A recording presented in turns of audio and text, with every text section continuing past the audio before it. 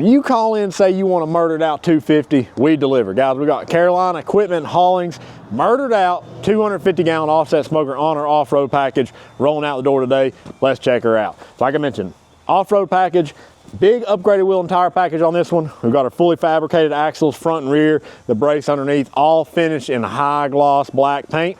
Looks sharp. Of course, we got the matching black wheels. And we did add a stainless steel front shelf here. We'll open up the tank.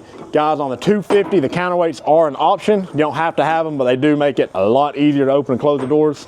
2 sliding top racks, 3 racks on the bottom. Bottom racks are removable. We've got a 1.5-inch ball valve grease drain down there as well. TMG Pits Tell Truth thermometers, of course, 1 in each door. Fold down stack, that is standard on every tank smoker we do. Come around with the firebox here. We've got a fully insulated firebox. Doors insulated, front of it's insulated as well. Holds heat great. Got a 3/8 thickness pipe on the inside there. It's not gonna burn out on you.